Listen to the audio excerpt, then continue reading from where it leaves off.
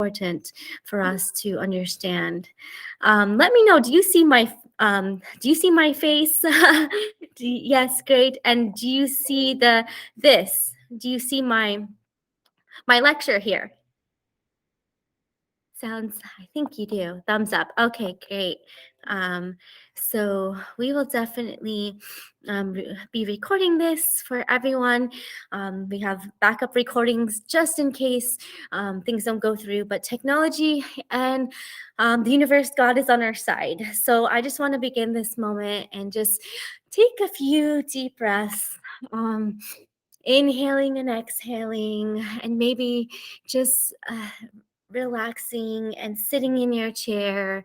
Some people like to clear their head when they start something, they like to roll their neck. And I'm just really thankful for not only the sunshine and people that we can love and people that love us back, but more importantly, I thank God for this body. We have our body here with us. This is a precious, vulnerable, but strong and resilient body that we are given. And we are talking about health and wellness. We are talking about the path to protect this body. It is something that we can see, we can feel. We also have a spirit and soul, and that's what we were talking about last week. Everything's so connected, even to our emotions. And this time, we're going to be talking about not only our physical health, but our environmental health. It was Earth Day yesterday, and that's really nice because we get to appreciate our Mother Earth, the environment, the world, how vast the universe is, how vast the galaxies are, and how we belong to an ecosystem. This ecosystem is massive. It has animals, it has sea life, it has even the little the creatures that we cannot see, bugs and air and toxins and things that may be healthy and harmful, and things that we can work to preserve. So um, I would say a big question I have for you today is, what does our earth look like? This picture is beautiful. We can see a sunset around the earth. We can see the sun. We can see the beauty, the vastness. But we go closer and closer. We know that the earth is changing. We know that the glaciers are melting. We know that temperatures are rising. We know that the deserts are becoming drier, and even the places that were filled with water are lacking water resources. Not only that, it's affecting global hunger. More and more are becoming malnourished in not only in low resourced areas, but even in the resource areas. We experienced this through the pandemic and our global economic crisis. And so when we're thinking about the whole earth, we look at the trees, we can look at the water, we can look at the coral. We know that there is a change and there's a crisis. And I want people to know that it's no longer just a climate change. It's actually a crisis. We know that we need to do something different, not only for our earth, but for our health and for the people we love and for our future. So my big question is, what do you care about for the future of the earth? What do you love? Some people love to see the birds and the butterflies. Some people love to see the I would say trees in the mountains, the beaches. Some people just love to feel that they are alive and well because life is so precious, and maybe they've lost a loved one, maybe a loved one is sick in the hospital, or maybe you yourself are going through some hardship and disease. So what matters most to you living on this earth, when you see the earth, when you see your environment, and why? Why does this matter to you? Why do you care? Why do you show up today? Why are you interested in our earth, in your body, in getting better, in feeling as if this is so precious to you? So I want you to just think about that as you go through this talk. Why do you care about our future? What matters most to you, and why? And sometimes we need to ask that why, not just once and twice, but even 5 times. When we get to the core of our whys, we will understand that we have more that we need to unravel. I'm going to charge my phone or my laptop. I thought it was plugged in. And I would say that life is a gift. Life is such a precious thing that we forget to appreciate and have the moment of gratitude.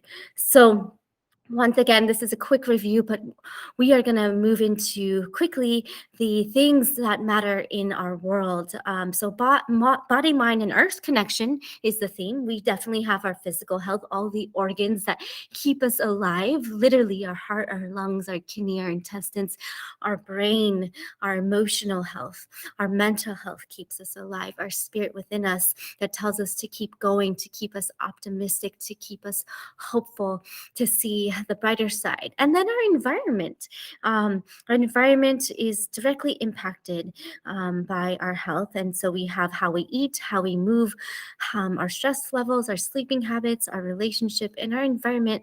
And I would say the relationship with our environment is more and more important now than ever.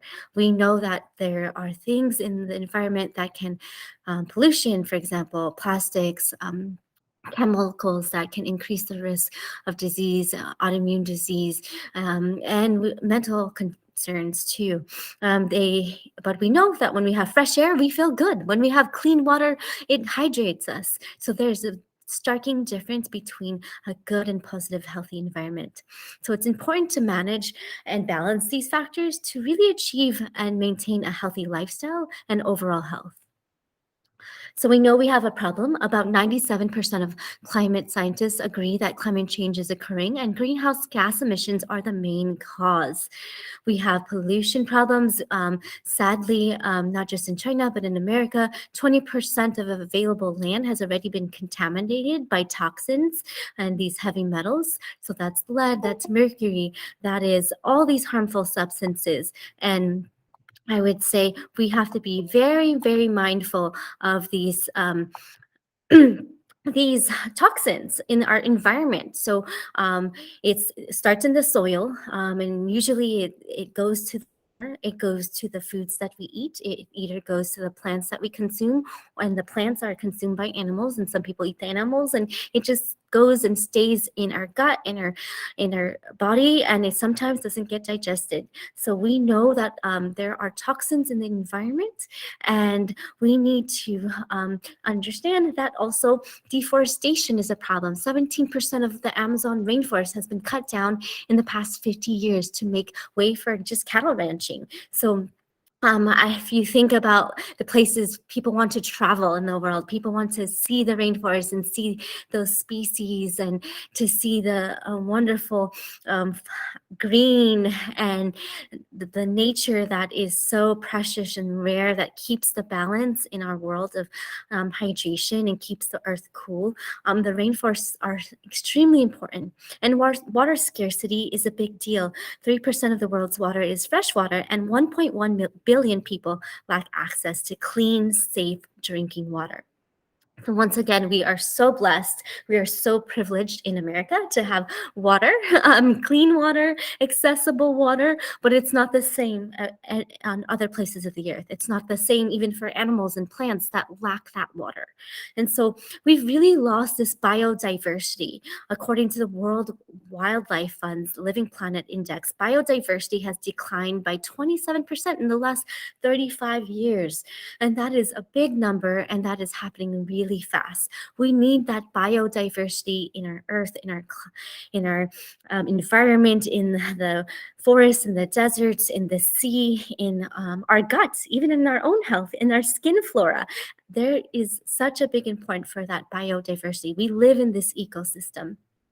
And sadly, soil erosion and degradation, according to the World Wildlife Fund Living Planet Index, we've seen that biodiversity has declined 27% in the past 35 years. So once again, we know soil erosion, we are lacking not only the hydration, but it's really deteriorating because the quality nutrients in soil is not as prominent as it used to be years, decades, and hundreds of years ago. That's why even if people are growing plants, sometimes people are nutrient deficient, lacking vitamins because there's not as much vitamin C and iron and all those microbes at a cellular level, at the soil level. There's lack of diversity, so they're not able to feed those plants, and therefore feed the animals, therefore feed the humans and our earth. And so we definitely need to be proactive in our health, proactive in what we consume and eat and what's around us. So, just quick definitions: climate change is long term change in the average weather patterns that have come to the Earth's defines Earth's local and regional global climates. So, if you look around, a lot of my patients all over the US have told me, wow, there's more tornadoes. It's so humid or it's so dry. My skin is not only dry, but their allergies are picking up. This is peak time of the year, springtime, and people are confused. Is this a cold or is this allergies? And literally, there's so much climate change. Cold regions are becoming warmer, and warm regions are becoming hotter. There's estimates that it's higher by up to 3 to 5, 6% this year. So the Earth results, the climate change affects the Earth and natural balance and nature. And so these ecosystems are disrupted. And this really poses a threat not only to humans, but other forms of life. And I just want you to embrace that, because we truly have a connection with life, if it's our plants or if it's our pets or literally the ocean when we see it. And there is a deep connection with nature, and that is a healing process that we can hone into. Some people call it forest bathing. And we need to preserve our earth. We know that pollution definitely has harmful materials. These are usually because the environment has waste products, and we're constantly having a lot of waste through plastic, through paper, through things that we excessively buy and not necessarily recycle. And there's a lot of use of chemical hazards just to manufacture all the things that we use, if it's cars, if it's buildings, if it's even our shoes and kitchenware. Everything takes manufacturing labor, not just physical labor, but chemicals. And so because our society has been so industrialized and modernized, there's been an excess of pollution, and that's really negatively impact the air, water, and land. So I just want to ask you, where do you get your health information? I know some of us, when we have freak out moments, the first thing we do is sometimes look to our phone because we are trying to find something on the internet. We want to know, what can I do to either fix my cut, or if you have a sore in your mouth, or you have a family member who is sick and you're just wondering, what can I do? I want answers. Help, help, help. And I would say, yes, there's tons of answers on the internet. Dr. Google is there, and you can search for things, but it's not necessarily reliable. It's not necessarily well backed up by science. And I always say, look to the source, look to the funding of those studies, because it's not necessarily accurate. I'm so glad more and more people are joining. I see some friends, more friends joining, my friend Fiend and other new faces. So this session is recorded, and I am talking about, where do we get health information? This talk is on planetary health, and I come to you not only talking about the facts and the myths, but also telling you some stories. So these are just fast facts from the CDC. Children, our precious children, these are new stats from this past year. Yes, we love our children, but we see that there's still some stunted growth. So that means that they are lacking the essential vitamins, so they're not as tall as they can be, and they're muscle wasting, meaning they don't have the muscles that they can potentially have, either by the lack of exercise or the lack of nutrients and healthy foods. And there is more and more. 38.9 million of children are overweight. But also you can see that 149.2 million are stunted, 48.5 million are in muscle wasting. This is globally. So likely, of course, the overweight people are in America, but still, even people who are overweight can still be considered malnourished. And I want people to understand that, because our nutrition is so, so important. We not only need it for our body, our bones, our muscles, our growth and height. Sometimes it starts as a child in the mother's womb. About 20.5 million newborns are at a low birth weight. What does that mean? That means even in the environment from society passed down from genetics, but also more so what they are consuming. They're not consuming nutrient dense foods, and then they're not necessarily getting the potential full weight of their newborn. Of course, there may be other factors like diabetes and pre eclampsia issues, hypertension. And other maternal complications, but most of the time it's because of the lack of nutrients. And then adults, we know that 2.2 billion people are overweight, and then 772 million are affected by obesity. So that overweight and obesity, there's a difference in the BMI, and I would say it's different for male and female, even ethnicities. So Asians have a little bit lower BMI threshold. And I would say even anemia, so these are in girls and women, it's more and more prevalent. People think, well, I'm eating my meat. I eat tons of meat and even greens and beans. Why am I anemic? And I would say anemia is a very complex issue, and I will describe this soon. But and there's a lot of people anemic. And then 1.2 billion people are suffering from higher blood pressure, and that is extremely high. Billions and billions, right? That's more than the people suffering from COVID, or more than the people who died from COVID. And so there's 538.7 million with diabetes. So diabetes is at high sugars. That's what is usually the risk from that is from inflammation. And still 451.8 million people are underweight. So you can see there's a spectrum of people being overweight, obese, and even underweight. What is going on here? Why are we having underweight people? Why are people struggling to gain weight? Is it truly because of the lack of access to healthy nutrients, or is it the overconsumption of processed foods, unhealthy foods, and the lack of access to even healthy, I would say, ecosystems and water and places of support where they can get that medical guidance they need. So we're going to hit it hard. We're going to talk about myths. And I would say, the stories behind myths and facts is one of those things where it's complicated. It's almost like a tug of war. A family, a friend, or even sometimes even doctors and nutritionists may go back and forth and have these big, big debates comparing the science and comparing an apple to an orange. It's not exactly equal, and I'm here to just walk you through it. And it's a very complex, I would say, topic, but I'll do my best. And if you have questions, feel free to let me know. And so myths are fact is that fats are bad for you. People are scared of fats, and yes, if it's trans fat, we know that from butter and processed foods like Oreos. They're just so high in trans fat, and that is directly linked to heart disease, and diabetes, and even cancer, just because of the inflammation it causes. But we still need some amount of fat. We rely on fat for energy, vitamin absorption, even heart and brain health. A part of our brain has fat in it, and we need that balance. And so we don't want to be now malnourished and depriving ourselves from fat, as long as it's healthy fat.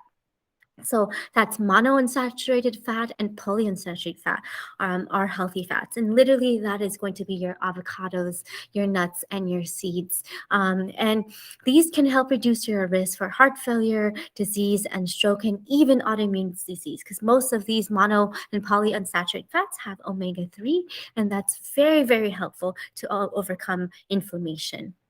And then there's a myth. So salt is bad for you.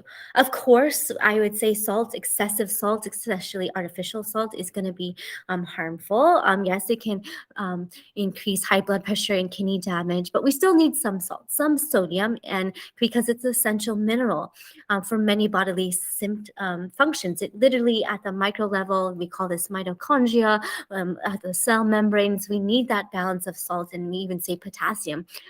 There are times when people are hospitalized, they need potassium, or they take potassium on a daily basis to regulate their blood pressure.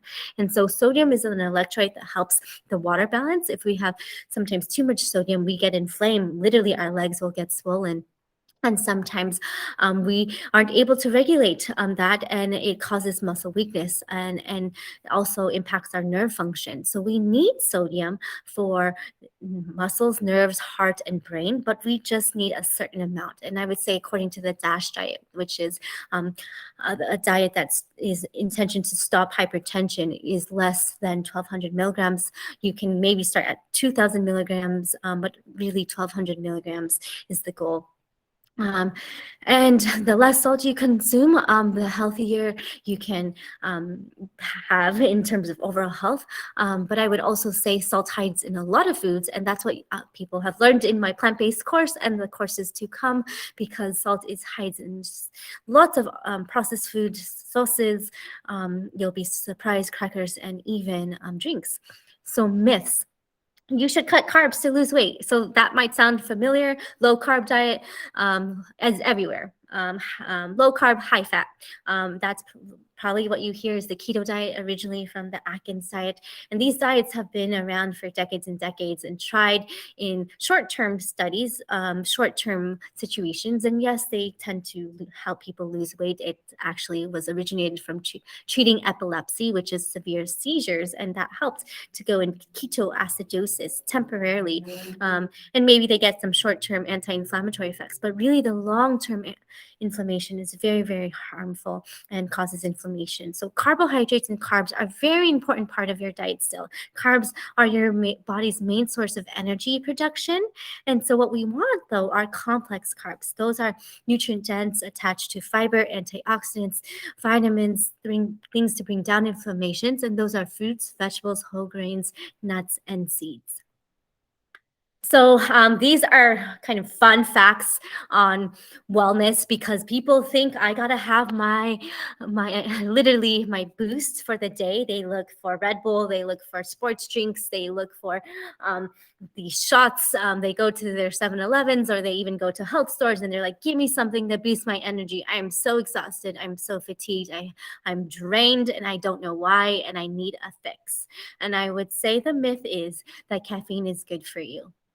Now, that might be hard to hear and see, because you will see, yes, there are studies, there is evidence saying that caffeine can help, maybe short term, maybe a small amount, 1 cup, to help and increase a little bit of your performance, a little bit of that focus. But I would say over time is what I always look at, because when you're looking at one's lifespan, you not only want to preserve life, and I would say that is my goal, that is my mission. If you know me and you know me and my work and how I educate and how I definitely put myself out there, because there it's a time and place where people think and look at the evidence and they see one thing and they run with it and they think they are okay. But I see over and over again, people still get sick and suffer and get unhealthy labs back, and they still have symptoms. And so looking at the overall science, there are MRIs and studies looking when people consume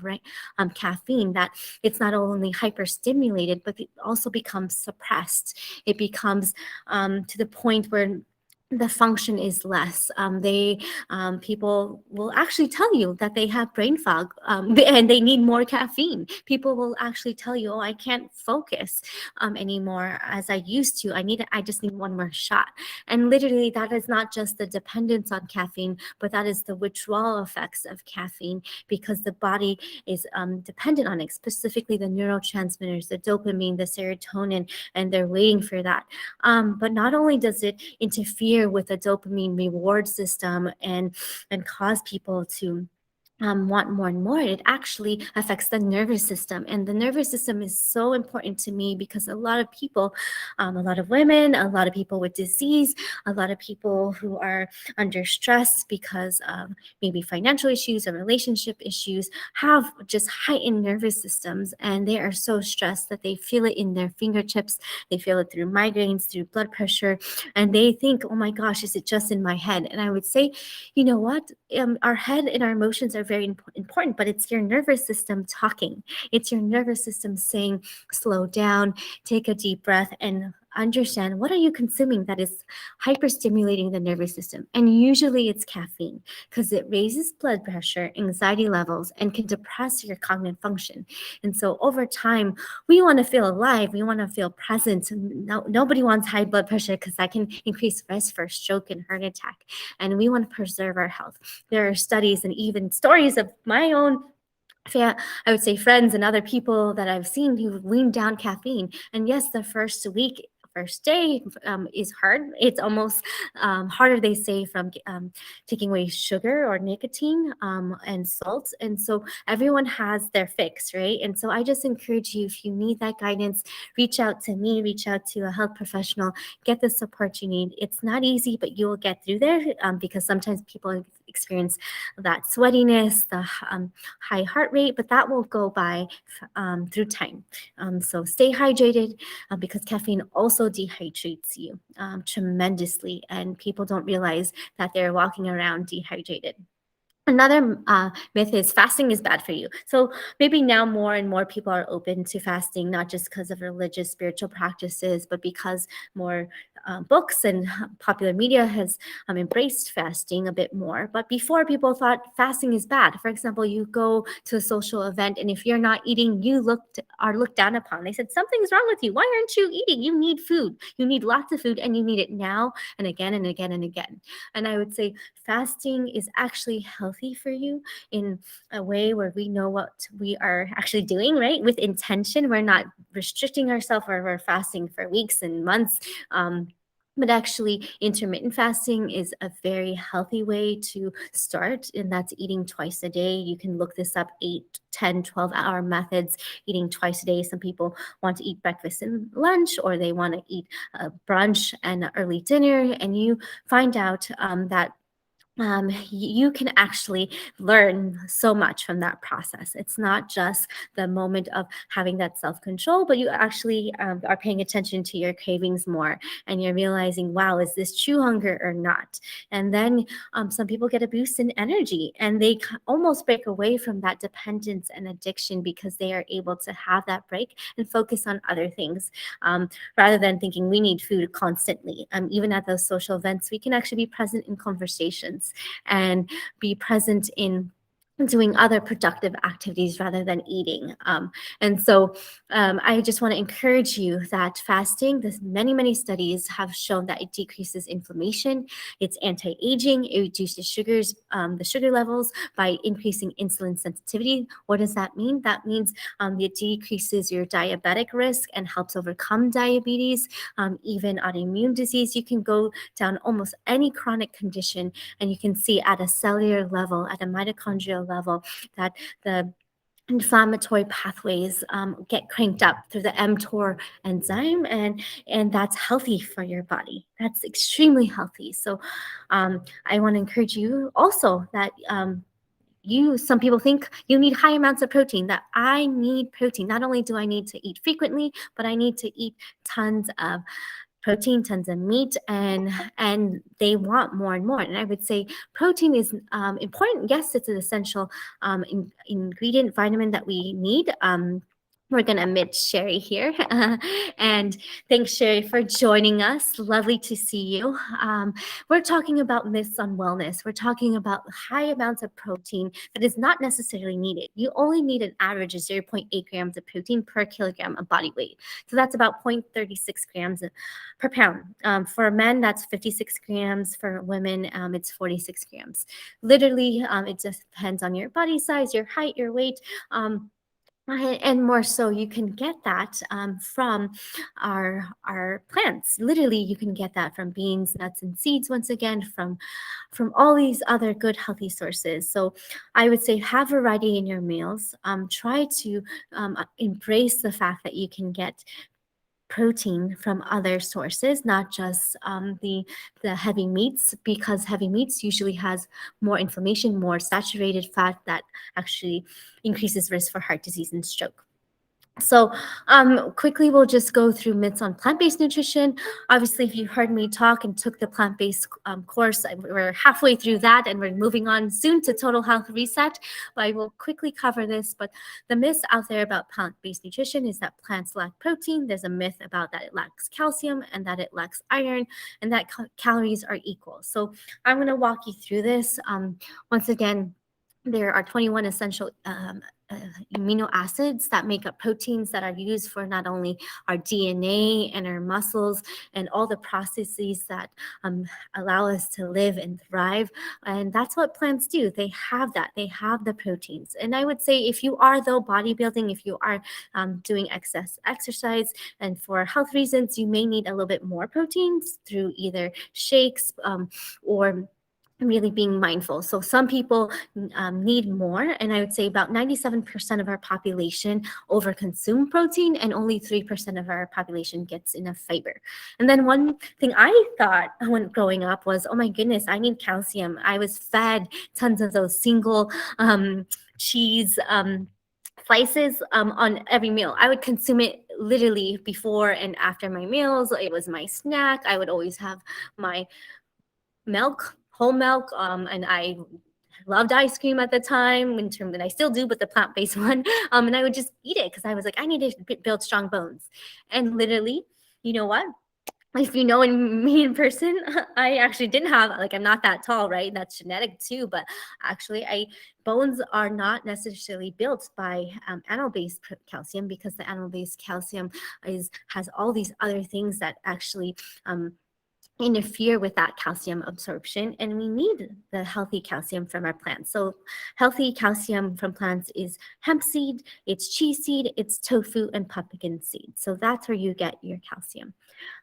Plants also have iron, and iron is so important because, like I said earlier, a lot of people are iron deficient anemic. And if you are, please get checked by your doctor, because sometimes it's either because you are menstruating too heavily, and we need to know the root cause, or maybe you are having a hemorrhoid or bleeding somewhere in your GI tract, or maybe you have an absorption issue, and you need to understand why that's happening.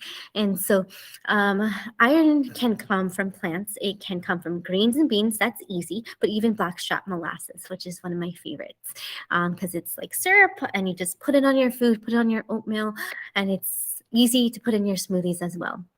So another myth is calories are equal. So I want to just set that straight, because calories are not equal. Some people say it's only about what I count my calories. It's what I consume and what I exercise off. I can eat anything. I will be fine. I will exercise it off.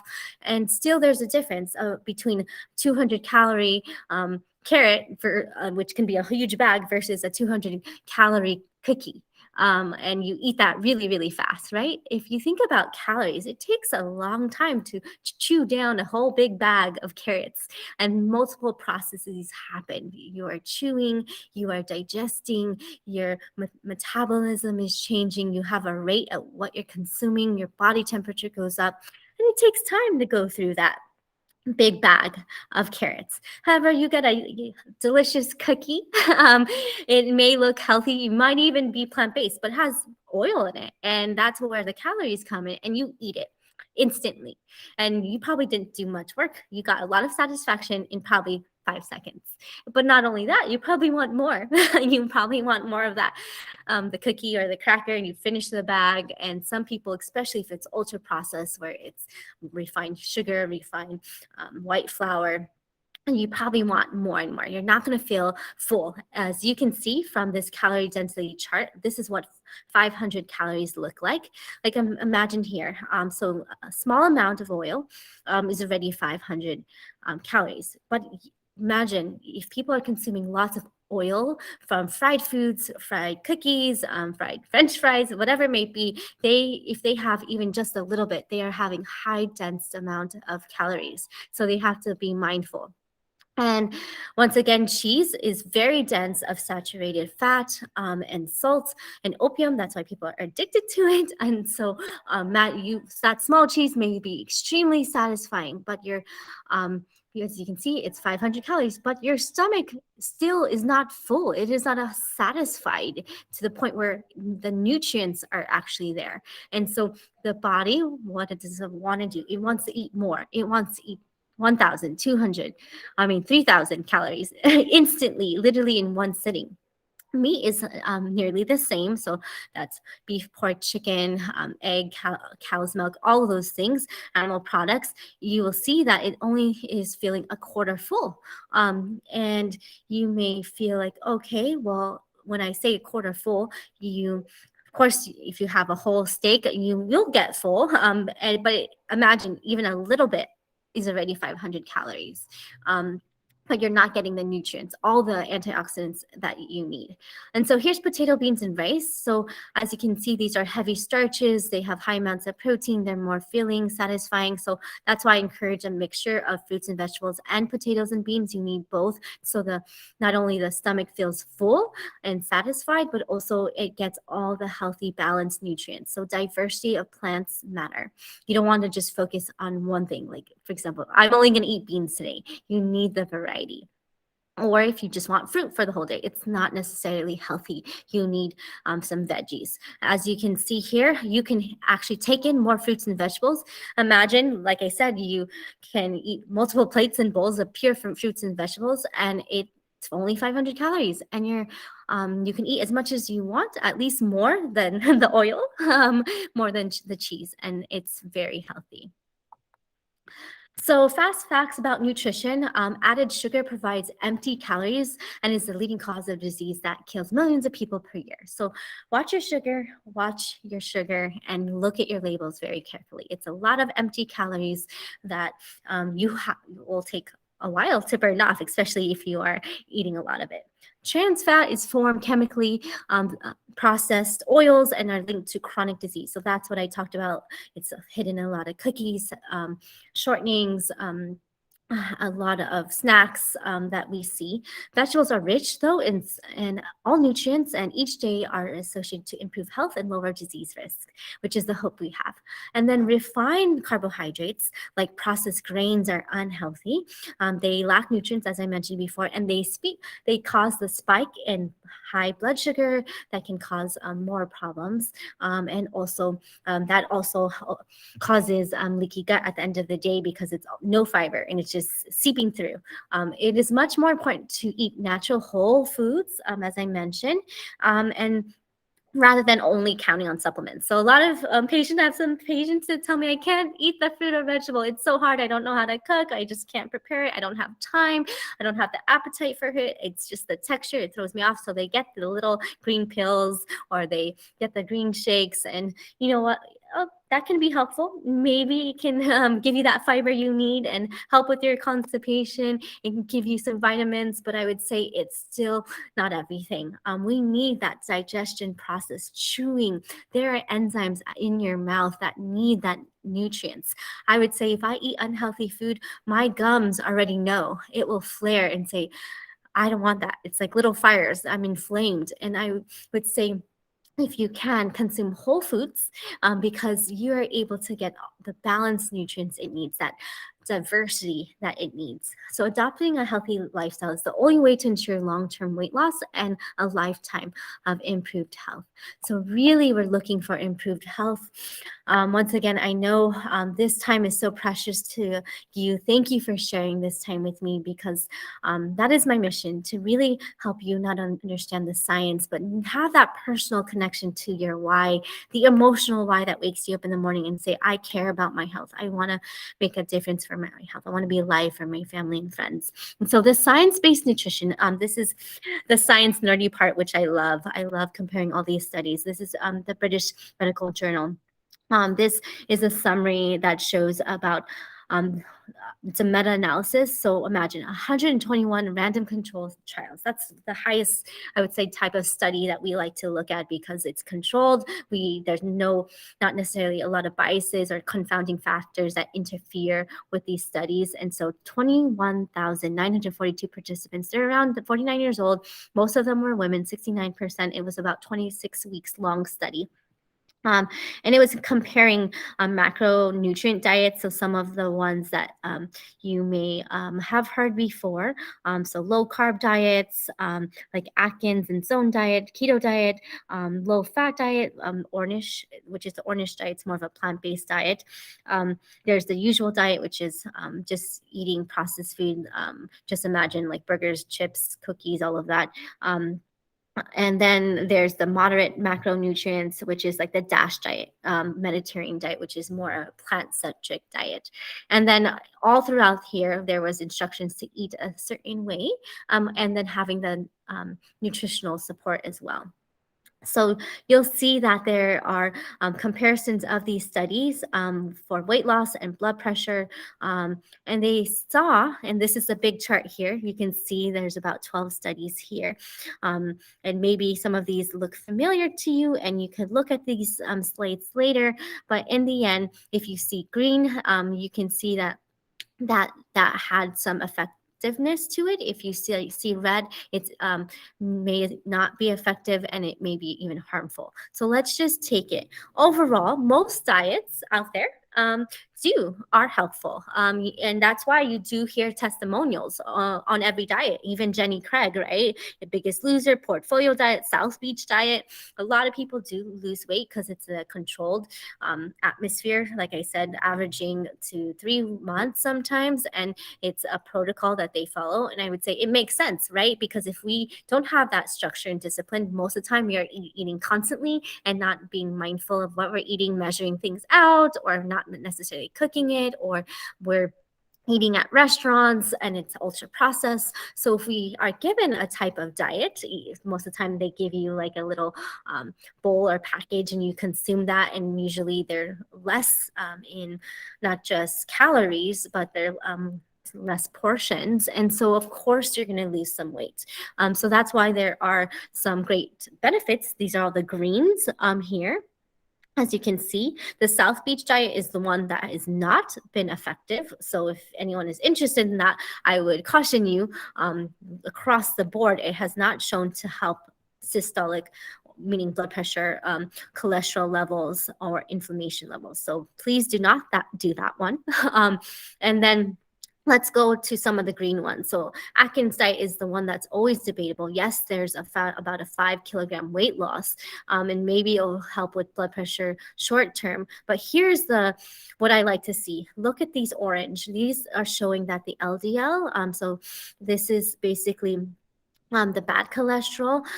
It doesn't help with that. It doesn't help lower that, and that's the marker that is link to cardiovascular disease, if that's strokes or heart disease. And that's what we want to protect you against. And it's not helpful against that. And more importantly, and says the high density lipoprotein reduction. So HDL is one thing that it does not help with. It actually causes less reduction. And so people who are on Atkins diet usually have low HDL and high LDL. What does that mean for us doctors, for us even cardiologists? Thank you. We have Francie joining again. That means that we have higher risk for heart disease. And then inflammation goes up too.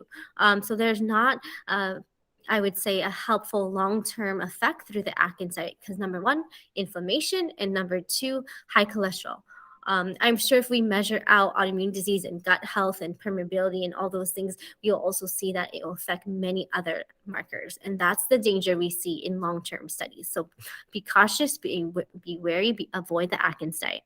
Now, here's the other green ones. And I would say these are the helpful ones. I'll first compare the Jenny Craig and the low fat, and then to the plant-centric one. So yes, Jenny Craig, it's very structured program. I've seen my patients, friends go on it, and it's calorie counting. It's even exercise is built in, which is very, very important, but it doesn't necessarily help with blood pressure. There's actually an increase of blood pressure by 7 points. And so that's what we are concerned about. And then the LDL, once again, it gets higher, and the HDL may go up a little bit, which is good, but also inflammation. So as you can see, it's mixed. There's weight loss, but at the end of the day, the blood pressure still can go up, and also the inflammation goes up. The low fat diet, so these are the keto diets. So there's, yes, green in the, there is some weight loss, 4 compared to like the Jenny Craig 7 kilograms, and some people get that in tremendous, I would say, 3.95 amount of reduction in blood pressure. Even the LDL might go down, and it's usually short term. So when we think about keto diets, fat circulates all the time through the liver, the muscles, through their bloodstream. And of course, their physical activity will differ. But when you're consuming low fat, of course, if you're not consuming the fat, you may not have the fat there. And but at the same time, a lot of people are having the bacon and the meats and the coconuts. So that's where the inflammation comes in, and it doesn't help the HDL either. So these are the more plant-centric, plant-forward diets: the DASH diet, the Mediterranean diet, the Paleolithic diet. So they incorporate more fruits and vegetables, beans, nuts, and seeds. Mediterranean diet is the fish component, and so across the board, you can see a reduction in weight, in blood pressure, and that's great. The HDL, that one is not as great. I would say that's why having a more full plant-based diet from avocados can help that. And then the inflammation component was studied more in the Mediterranean, where it was reduced. So that's what I like. As you can see, that is all beneficial, extremely beneficial for you. The Mediterranean diet is here. The Ornish diet is very similar. This one's a more 100% plant-based. This is 3.64 compared to 2.87. So the Ornish diet caused more weight loss. And then we look at the Ornish diet once again, head to head to the, and there's many studies that try to do this. The blood pressure maybe went down not as much compared to the Mediterranean, but there was a significant decrease in the LDL, which is why the Ornish studies were developed, to decrease the risk of heart disease. That's the book Undo It. That's if you haven't read that book, I encourage you. It says eat less, move more, and love more. And then there was a significant increase of your HDL too. So I love this. It shows the most reduction of CRP, which I measure in my clinic, and that is the most reduction of the inflammatory marker. So inflammation went down the most through the Ornish diet. So I just want to just educate you. I love these studies. There's more studies, but I would say this one was a well done, comparing all these diets. And what I do love here is the dietary advice too. I would say the dietary advice played a big role, because when you get the guidance of a health professional, of a doctor, nutritionist, someone who is lifestyle oriented, that you can also have weight loss by having that social professional support. And that reduction is by 0.31%. The blood pressure is a bit tricky, not as helpful, but the cholesterol does go down. The LDL, the HDL improved a little bit, and the inflammation, that one is something I would say was not as helpful. So that's why it always takes, and dietary advice is mixed. It can, some people get it from health coaches, some people get it from doctors and nutritionists who may not be well trained, or some people just get it from Dr. Google. And so that's why it's not the clearest dietary advice that I would expect. So here we go, science-based nutrition. I hope you're still with me.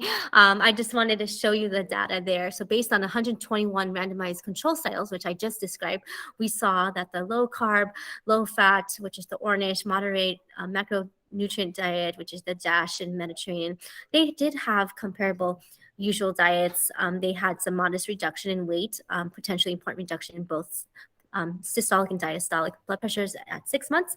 But let's see this. The weight reduction at 12 months follow up diminished, aside from the Mediterranean diet, for LDL reduction and improvements in cardiovascular risk that largely disappeared. What does that mean? That means that after the 3 months and now at the 1 year mark, that's important, right? A lot of people go on these yo-yo diets. A lot of people try something and they regain the weight back after time. And we know that over time their behaviors might change, their environment might change. And so, but if you're still consistent with a certain eating style, we can see the maintenance. And the Mediterranean diet was the most helpful over time. So I'm a big proponent of either the Mediterranean or the plant-based diet, the DASH diets, because they are the ones that reduce the cholesterol risk, reduce the cardiovascular risk.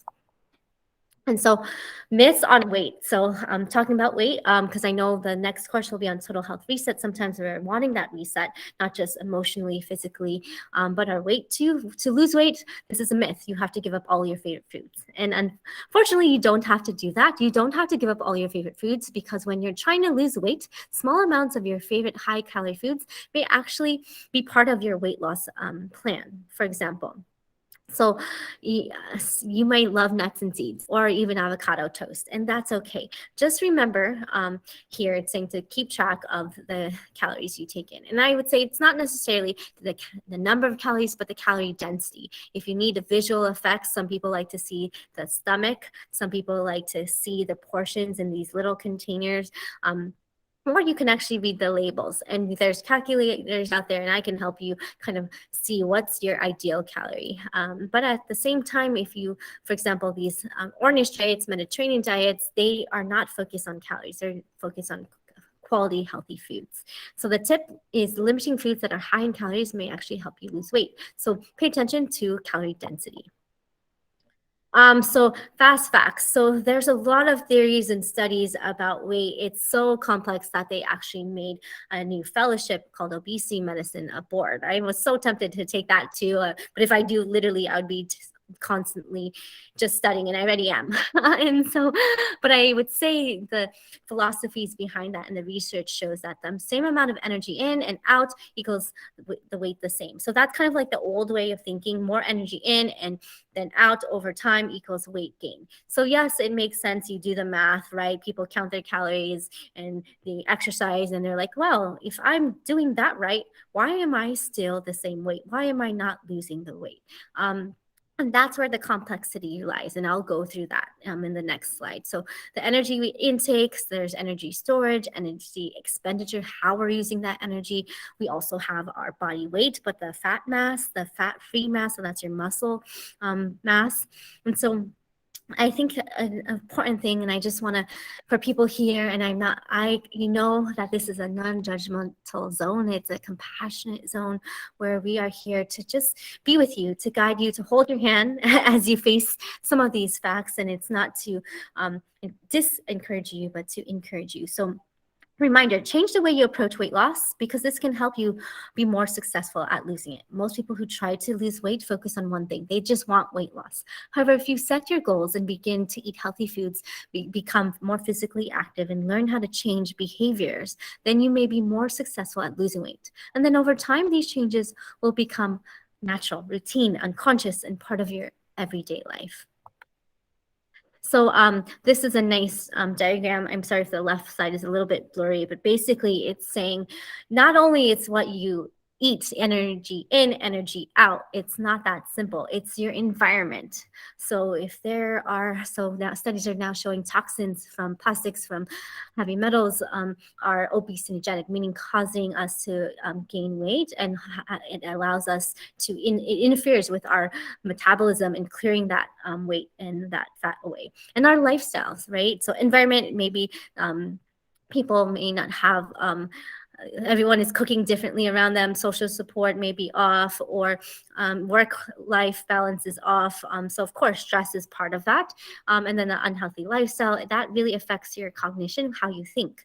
So this is so important, because people get stuck sometimes right there.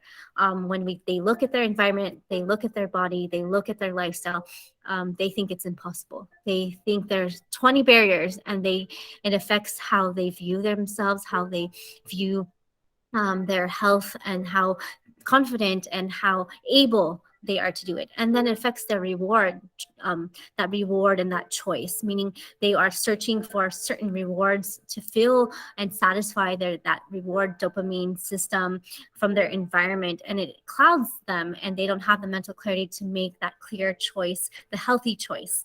And because they may be stressed, because of unstable environment. And of course, unstable can be COVID around us, or it can be just gas prices, but also sometimes it's very, very internal. So I want people to just appreciate, yes, the environment is directly impacts us. We know when even our dog or cat is stressed, we can feel it too. So take time to give yourself that cushion, allow yourself to meditate and breathe through it. That's why I offer those free meditation courses with Lisa um, once a month. So please join and learn those and watch those videos. And then here again, once again, we have the brain really being connected to the energy sources that we're consuming, if that's food. But I also say the energy that we're consuming in our environment, literally the energy and the vibes. But then it affects how we digest our food. It affects the liver, how we break down glucose and fat.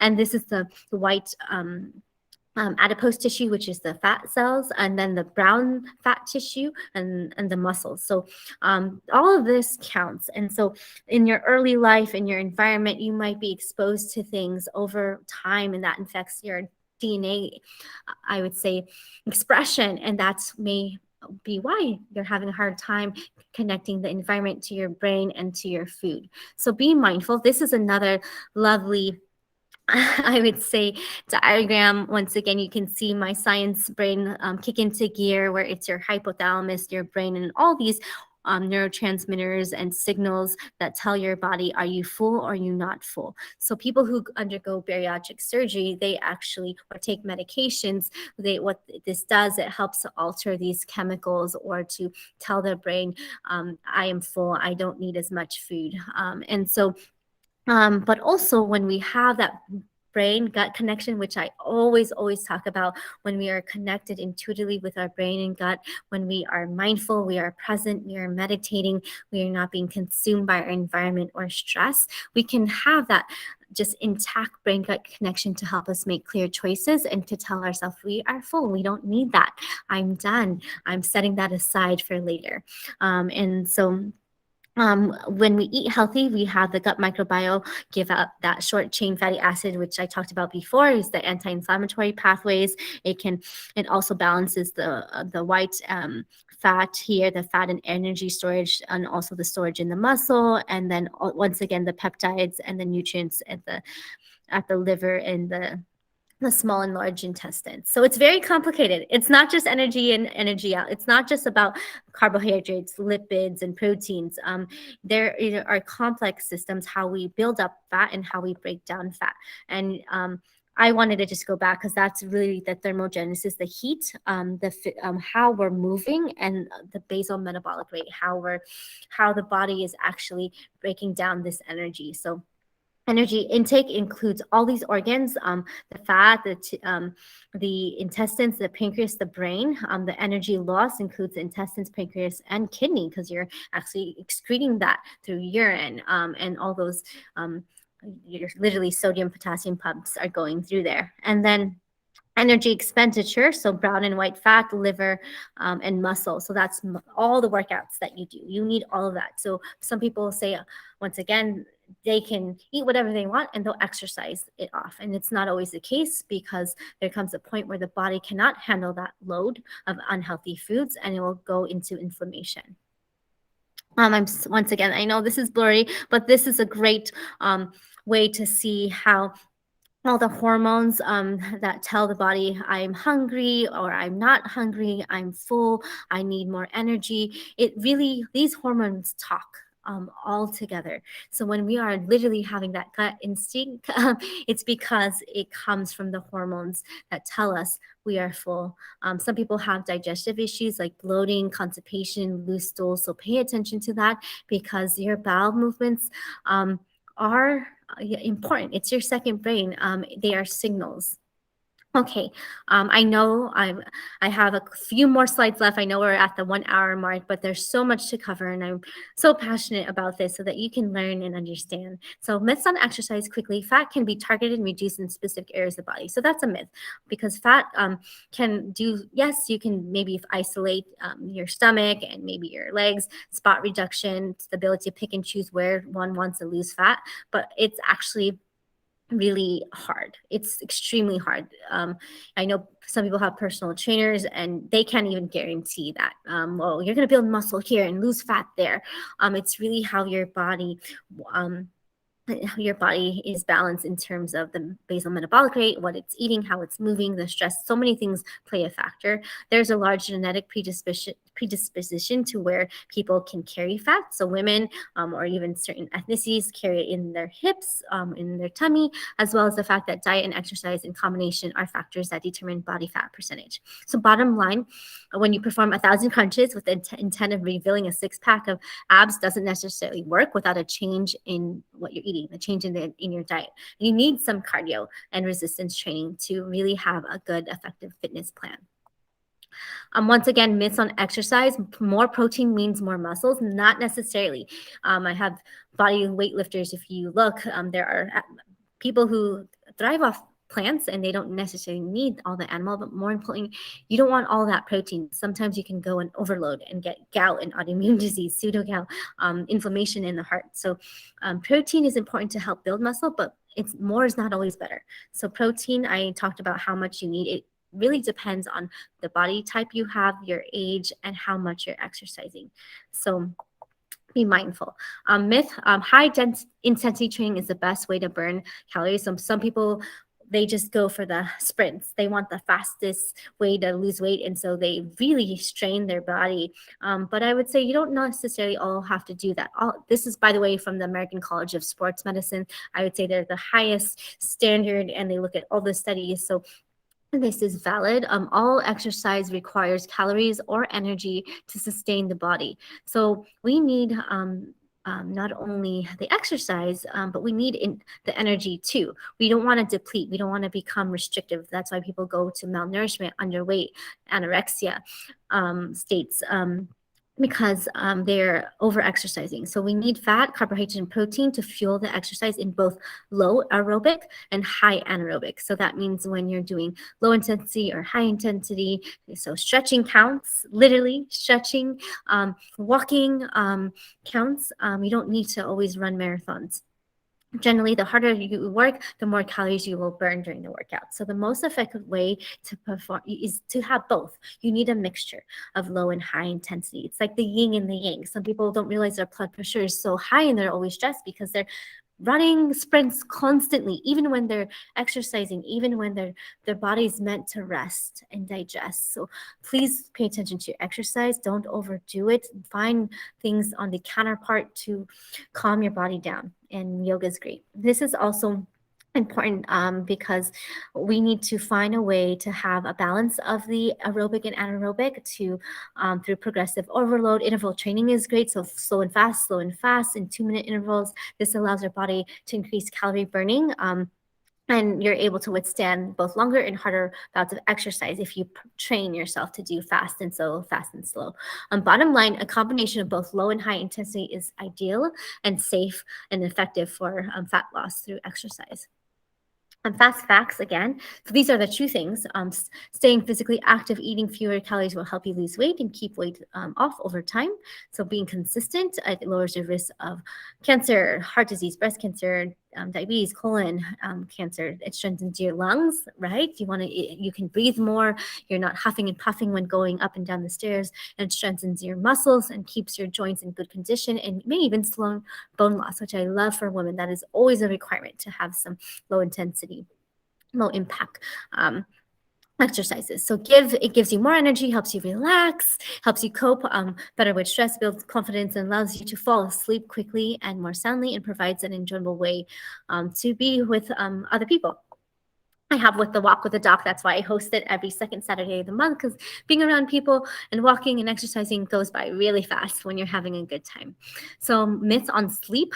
So some people think how long you sleep is all that matters. It's not necessarily, some people sleep for 10, 12 hours. It's not the best. I always say 7 to 8. Sleep duration is important, but also it's not the end all be all. Maybe you only sleep 5 or 6, but more importantly, do you go in deep sleep? You have your alpha and beta, theta stages, and are you having apnea where you're not sleeping, or you're snoring, or you're not getting the full breath? I offer sleep studies in my study or in my clinic and sometimes do it virtually. And people will learn. And they actually said, oh my goodness, I didn't realize this time of the night I'm not sleeping as well. Or now I understand why I'm waking up so early, because mentally my mind is waking up rather than staying in deep sleep.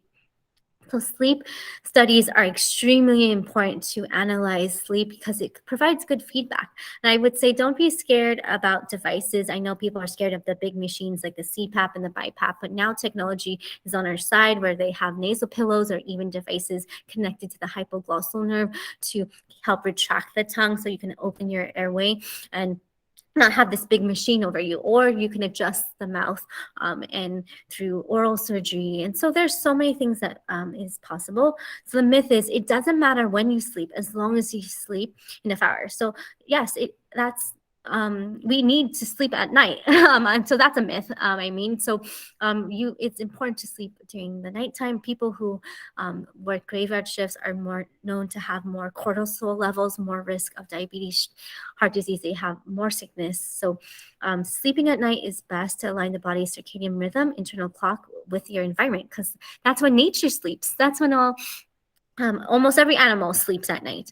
So myths are your body gets used to getting less sleep. So some people think I'm going to train my body to only need 5 hours. I'm going to train it because I have work to do, because I need to travel, because I want to be productive, and I don't need more sleep. And I would say research has shown that the lack of sleep takes a toll over the short and long term health, that your brain and body can't just get used to getting less sleep. Your brain needs that rest. That's the vagus nerve. Your brain, your body, it's like fasting. It allows it to heal from the environmental stresses of the world and the chemicals and the toxins that builds up over time. And so sleeping resets the brain. It helps your mood. It helps your focus. So please don't compromise your sleep. Even if you get 5, 10 minutes, half an hour more, let's be disciplined. Let's be mindful with our sleep. And lastly, many adults need 5 or less hours of sleep. So people think, oh yeah, I'm old. That's just how it is. I can't get sleep. And you know what? There are people, I've seen, they function. Maybe they're fine off 5 hours sleep. There are people who I see function on 9 hours. But I would still say the research has shown, National Sleep Foundation, that adults should get between 7 and 9 hours. And I really think it's because over time, mentally, we start young, right? In the teenage years, people are putting all nighters. In college, they stay awake for 40 hours. In medicine, we're on call for 36 sometimes hours, and you just say this is the society, the environment, and they think that's normal, and no one's catching up with sleep. And so the brain gets so restrictive in its capacity to sleep that it thinks 5 hours it's okay, but literally it's not. Once again, it takes more. People who lack sleep have increased risk of depression, anxiety, high blood pressure, diabetes, you name it, literally all chronic disease. So fast facts about sleep is sleep needs varies between different people, yes, and the amount of sleep. So some people may need 7 or 8 or 9, and there's a difference because some people get headaches for too much sleep. Sleep is an active state. Brains are very active, and while we sleep, so people think, well, I'm unconscious, nothing is happening, but you may be dreaming or not dreaming, but your body's healing. Deep sleep happens first, so it's so important to sleep early and get that deep sleep first. So even if you could probably remember if you sleep past midnight and you said, well, I slept from 1 a.m. to 10 a.m. I should have gotten a lot of rest. This is restorative, but literally, that circadian rhythm is postponed, and you're not getting ideal sleep. And some people say, well, I feel good. I get most of my sleep on the second half. You want the deep sleep to happen first and have all the healing mechanism happen before midnight. They even say before 10 p.m. So sleep changes in cycles, slow wave sleep, rapid eye movement, and REM sleep. So we need this adjustment. Our body clock affects our tiredness. So there's a reason why people always feel fatigued. It's because their body is not able to have this restful state. And really, it can affect your concentration and your mood. Okay, two more things. I'm going to cover the tobacco and alcohol, and then talk real quickly about planetary health. So smoking is just a choice. So people think, well, it's just a choice. And that's it. And some people say it's from my, at 2 years old, literally there's smoking all around me, or I was given a cigar at 5 years old. But reality is the first time, yes, after just even few cigarettes, some people is really harmful. So addiction to nicotine can happen quickly. It changes the chemical balance in your brain. Smoking may seem like it's just a choice and a habit, but in most people, tobacco is an addiction. It quickly becomes addiction. It alters our brain neurotransmitter chemicals, where um, it really wants more and more. So quitting can take up to 7 tries, according to most studies. Don't give up. Please don't give up. If you need help quitting, ask your doctor, and ask me for nicotine replacement medicines or coaching. I had a patient of mine. He literally was going through separation, divorce, just heartache from family, and he was so broken. And I've offered medications into him and a healthy lifestyle. And really, the things that helped him wasn't medications. It was actually waking up to sunrise and going to the sunsets and just walking. For him, he did a spiritual practice. He prayed and he meditated. Um, and he was literally set free from that. So everyone's different. Everyone has their ways, and it's a timing issue too. Secondhand smoke may bother people, but it's not dangerous. That is a pure myth. We know tens of thousands of non-smokers die every year from breathing other hands secondhand smoke, because it immediately changes our blood chemistry. It causes deadly clots and can form blockage in arteries in your brain. So when you smoke at work and home or restaurants, everyone breathes that poison. And so if you smoke in the car, please roll that window down. Please air that out, because it thickens the blood. And if people have other chronic diseases, it impacts them. It impacts the people you love. So please know secondhand smoke is dangerous. It can cause asthma, COPD, clotting, inflammation. And smoking also is the leading cause of disease and disability and harms nearly every organ of the body. 16 million Americans struggle with this. And once again, it affects diabetes, heart disease, eczema, and chronic bronchitis. It increases risk for TB, even eye diseases, and RA, rheumatoid arthritis. And smoking, people don't know it, but for males, the erectile dysfunction is very impacted by tobacco, because it is the smallest artery, one of them. And when you're not having good flow, you have inflammation. Tobacco interferes with sexual drive and sexual function. Same thing with hypertension. Same thing with diabetes. So smoking is a leading cause of preventable death. Worldwide, tobacco uses more than 7 million. A million are dying from tobacco. That's a high number, right? We need to stop that. We need to tell our loved ones. We need to get help, and I'm here for you. And alcohol. So, some people drink here and there. Some people drink a lot from early on. I had a patient literally was given the bottle full of beer. That's what he was exposure to alcohol, and it was an addiction ever since that. So the myth is alcohol is a stimulant drug. People think, oh, it stimulates me. It makes me feel good. It makes me happy. It clears my mind. I feel good. But alcohol is actually a depressant. Literally, it's a suppresses our neurochemical systems, our nervous system. That's why our inhibition is down. We tend to laugh more. We may do things we may not want to do. And so the first area I get that affects is the cerebral cortex, which is the executive functioning, which allows you to decipher what's good and bad, or what's dangerous and not. And so it controls judgment, self-control, inhibitions, and the depression on this part of the brain may result in excitable behavior, or as inhibitions are lost. So what does that mean? So there's a lot of brain fog there, right? That's happening. It can be very potentially dangerous. And myths are hangovers are caused by switching drinks, and literally the reality, hangovers are caused by the amount of alcohol consumed. So the more you consume and the rate which you consume it is not the kind. Not usually by the kind of alcohol you consume, but it's because alcohol is being metabolized by the liver, and it's struggling. And so it's struggling to keep the sugar up, and it affects the concentration. That's why people get headaches. They don't feel like they can do something hard, like do their taxes or go back to work. So lastly, hangover is actually a mini withdrawal when the central nervous system is released from the depressed state, and the opposite state happens. So you feel edgy, irritable. It's that rebound. So alcohol is not necessarily good for you. So some people say, oh, 1 wine a day, 2 wine a day for males. It protects the heart. And that's not necessarily. The big studies show that the heart health and the gut health are compromised, and the brain health is compromised, the cognition.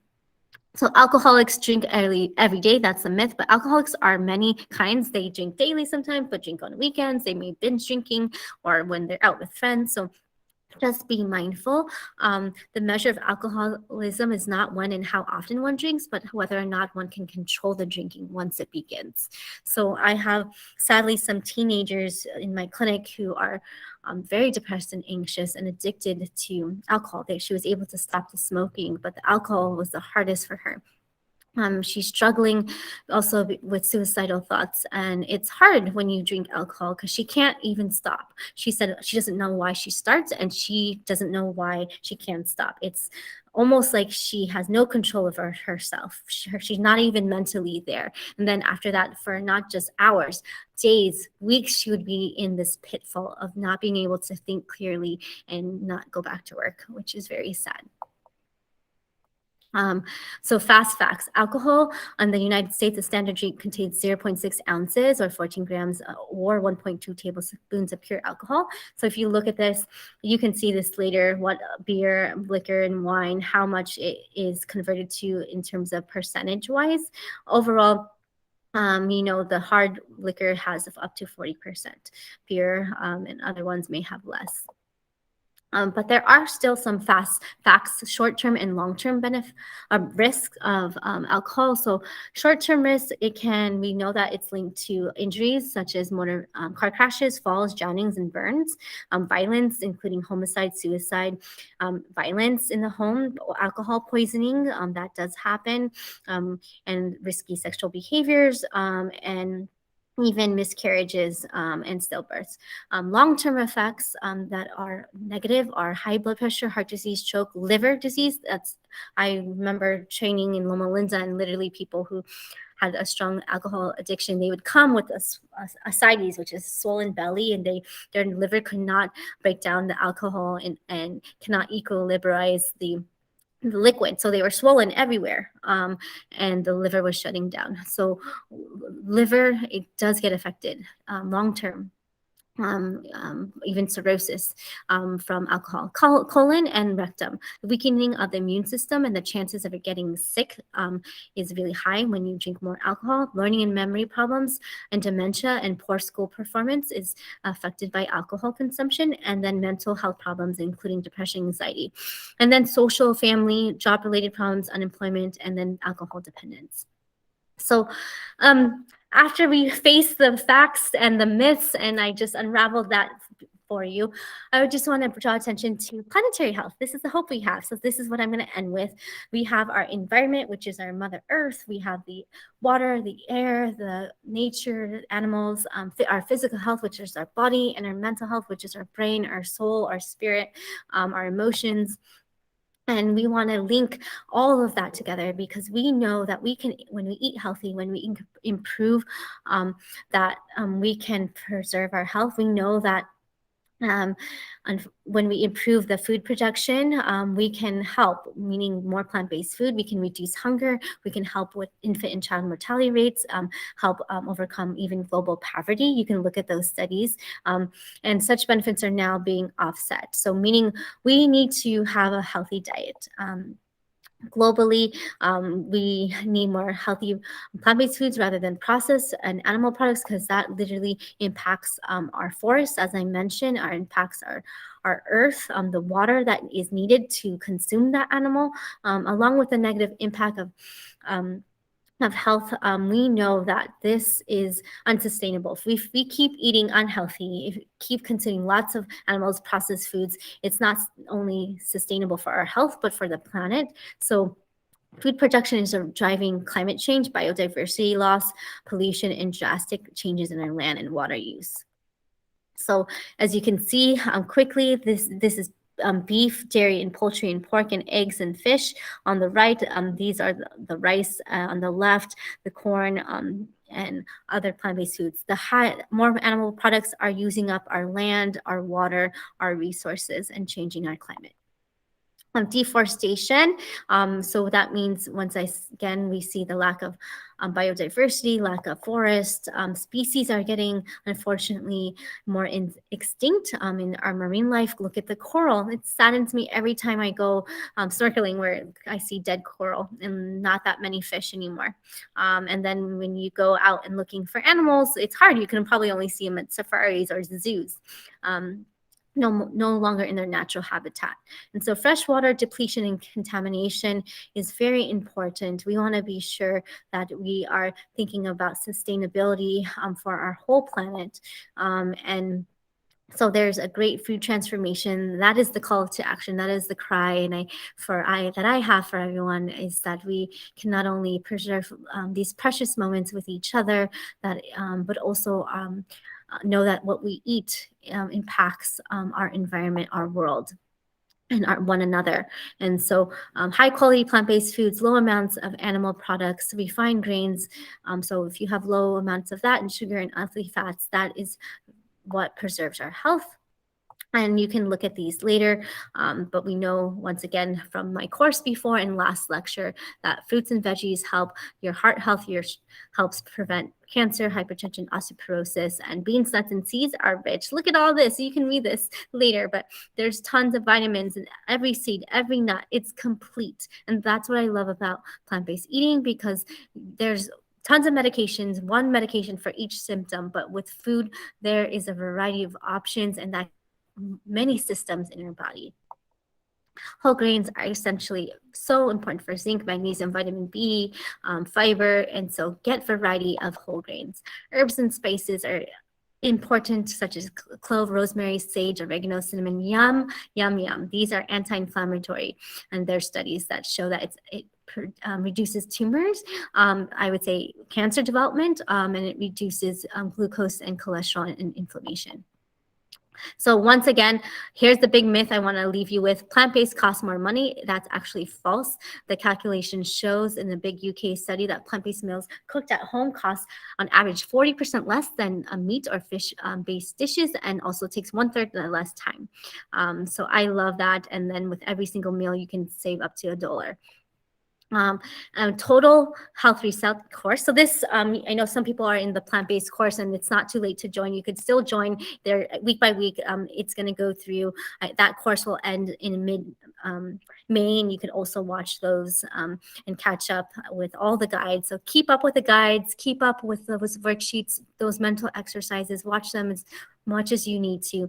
But I do have a special for the Total Health Reset. I'm glad you're here. I know your health is important. So this can, other places, I would say coaches, other types of nutritionist doctors will charge up to $2,000. I'm only charging $197. But today, literally today, you can get $50 off because you showed up this early bird special. So save this, take a picture, early bird, 50 off, so 50 and the off the OFF.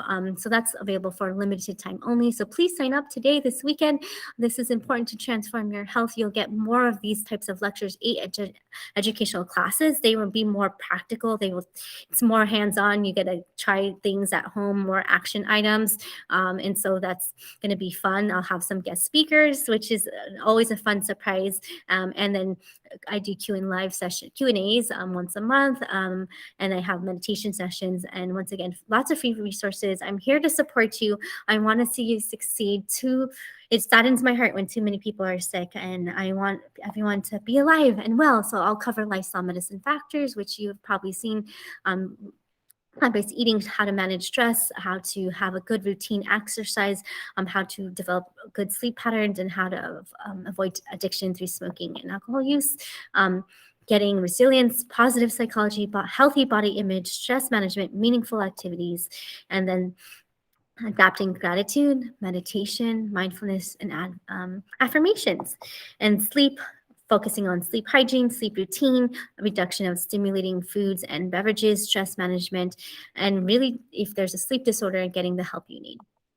And so this is review. What does lifestyle mean? It starts with love for our friends and family, but also love for our body, this gift of life, love for our environment, nature, intention, I for intention. It starts with us. You literally are the first one. You are in the driver's seat. You are in charge of your health. That's why you're here today. And F, food matters, your environment matters, sleep, stress, substances matter, and trust the process. Take the time you need, be patient, and you matter. Yes, you truly are important in this process. And laughter, laugh it off when you are getting frustrated and maybe upset. Just laugh it off, and then when you can, move it off. Get some movement in your day. So an ounce of prevention is worth a pound of cure. So that's what I love. It's not about the weight loss, it's about the prevention of disease. So join as a family for recycling for Earth Day. You can just take a picture of here, conserve water, shop wisely, plant a tree, bike, walk, be active, know that our environment is something that we can preserve. So I'm going to leave you with this. Take 5 to 10 minutes to think about these questions below. Take a picture. What can you reuse today? If it's napkins or cups, what can you renew? Literally, maybe you've had something old and you can use it again without buying something new. And what can you recycle? Something you need to toss that's unhealthy or toxic and you just a waste and clutter. And here are my references. And I'm going to end this recording here. And I will also end this recording here. Let me know if you have any questions. Thanks for your time.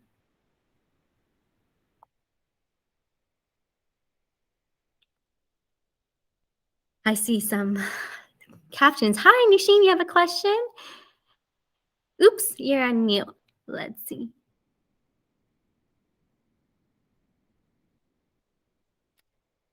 Go ahead. You can take your time.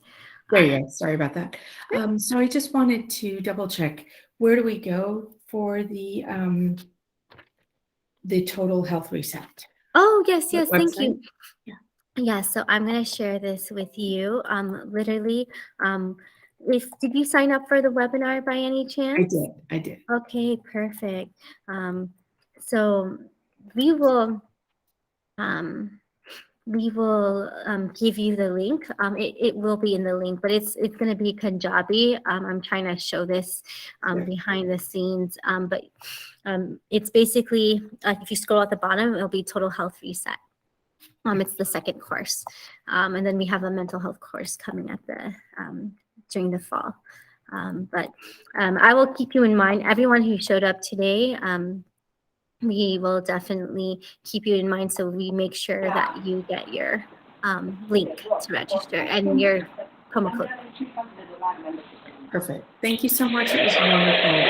Yes, you're welcome. I know some people have questions. I'm just going to come through the chat box. Good morning, everyone. Love clean air. I love that. Eat fresh fruits. Coconut oil in moderation. Coconut does raise your LDL. So coconut water is good. Fresh coconut good. But remember, coconut oil is ultra processed. And so you're getting high amounts of coconut that can raise LDL. Best salt to use, I like Himalayan. The pink salt, it just has more iodine, or even nori, seaweed. A lot of people are iodine deficient. So I really like iodine in my salt still. Or I like black salt, and I use that to make tofu. The tofu, which is scrambled tofu egg, makes it yellow and it makes it taste like egg. And then you would like to know about sauteing food and also about using coconut oil sometimes. Yeah, so sometimes, you can use olive oil spray or avocado spray, flaxseed sprays. I sometimes use sesame oil spray. What I would say, coconut oil's fine here and there, but not too much. You don't want like big tablespoons. I would say literally the least amount as possible. So that can help you, and I hope that answered all your questions. What I'll do, Nisheen, I'll make sure you have the link, and I'll forward it to Milo. Maybe she can forward it to you too for a faster way of doing it. You're welcome. Thank you. Anyone else have any questions? Just want to take my time with you just to make sure I answer your questions, because you truly matter to me today, and we just thank you for being with us. Thank you, Karen, Nilu, Jennifer, Fancy. Thank you for this. Yes, you will have access to this presentation. It will be emailed to you, and that's where you can listen to it again. And you let me know if there's any kinks and glitches. We're here to support you. So I appreciate any of those questions or emails, and we can help you with tech support. Karen asks, "What's your nutritional yeast? What's your take?" I do love nutritional yeast. It has B12. It makes it cheesy for my pastas and oats and things. Put it on my salad. And you still may need more B12 by supplement. And there are some studies, a few, if you have autoimmune disease, be mindful of yeast in general forms of yeast. So it's very patient dependent. I always say talk to your medical provider. Okay, I'll wait one more minute. I'm gonna try to send this over. Please sign up for my course. You get this special sign up early for the Total Health Reset. Go back on the Kajabi and go down where you registered and make sure you sign up today for the 50 off. I'm so happy to have you here, everyone, and I hope you have a wonderful, peaceful, rewarding day. Bye, everyone.